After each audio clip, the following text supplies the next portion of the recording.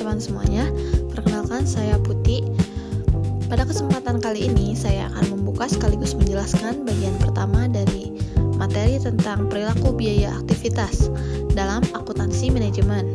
Perilaku biaya aktivitas adalah konsep yang menjelaskan bagaimana suatu biaya berubah ketika terjadi perubahan tingkat aktivitas dalam suatu organisasi atau perusahaan.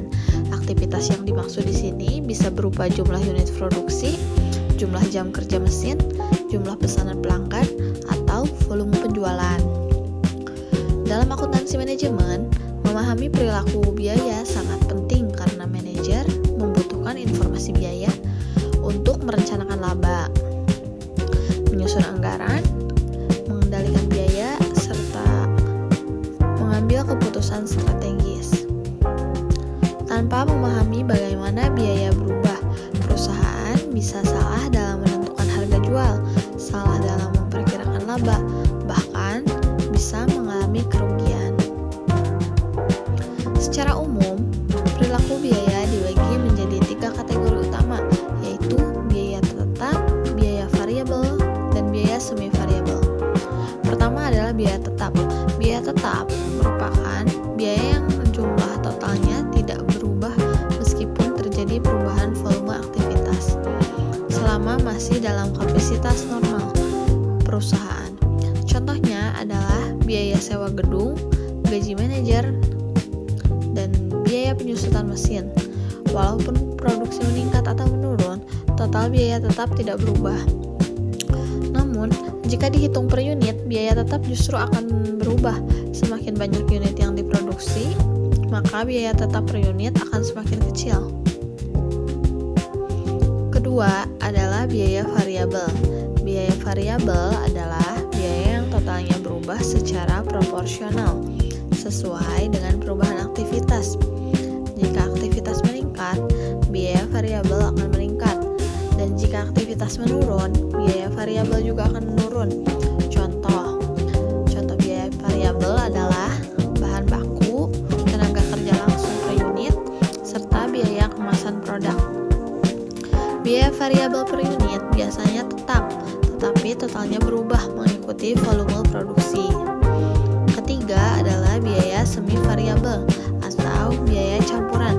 Biaya ini memiliki unsur tetap dan unsur variabel sekaligus. Contohnya adalah biaya listrik. Biasanya terdapat biaya abonemen tetap yang harus dibayar setiap bulan, ditambah biaya tambahan berdasarkan pemakaian listrik. Memahami ketiga jenis biaya ini membantu perusahaan dalam melakukan perencanaan keuangan yang lebih akurat dan realistis. Demikian penjelasan bagian pertama dari saya. Selanjutnya materi akan dilanjutkan oleh Yayu. Assalamualaikum warahmatullahi wabarakatuh. Perkenalkan, saya Yayu. Saya akan melanjutkan pembahasan mengenai hubungan antara biaya dan aktivitas serta pentingnya cost driver dalam perilaku biaya. Dalam akuntansi manajemen, aktivitas yang menyebabkan munculnya biaya disebut sebagai cost driver atau pemicu biaya. Cost driver adalah faktor yang secara langsung mempengaruhi besarnya biaya yang dikeluarkan perusahaan. Contohnya, dalam perusahaan manufaktur, jumlah unit produksi bisa menjadi cost driver untuk biaya bahan baku. Semakin banyak unit yang diproduksi, semakin besar biaya bahan baku yang dibutuhkan. Begitu juga jumlah jam kerja mesin dapat menjadi cost driver untuk biaya listrik atau biaya pemeliharaan mesin. Hubungan antara biaya dan aktivitas ini sering dianalisis untuk membantu perusahaan dalam menyusun anggaran fleksibel. Anggaran fleksibel adalah anggaran yang disesuaikan dengan tingkat aktivitas yang berbeda-beda. Dengan memahami perilaku biaya, manajer dapat memperkirakan total biaya pada berbagai tingkat produksi.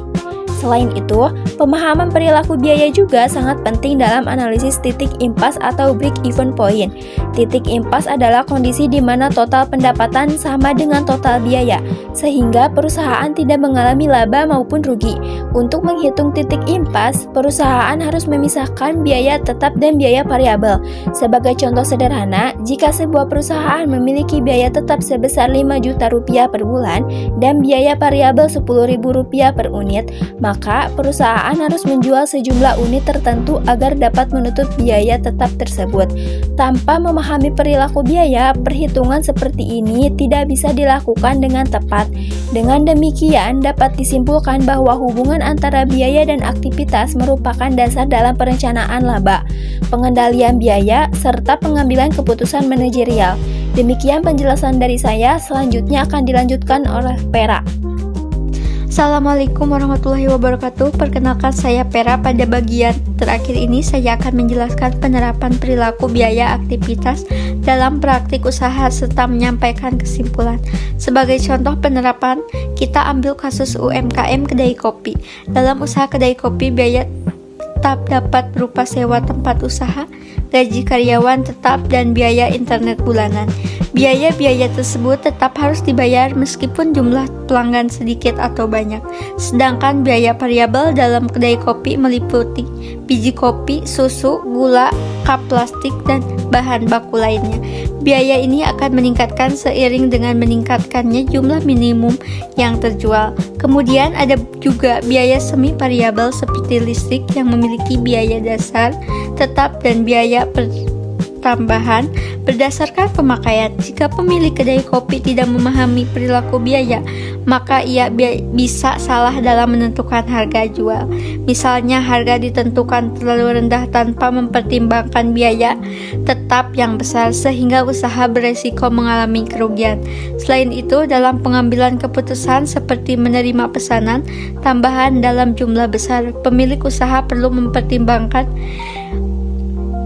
biaya variabel sebagai biaya relevan. Karena biaya tetap sudah pasti dikeluarkan, maka yang perlu dihitung adalah tambahan biaya yang benar-benar muncul akibat pesanan tersebut.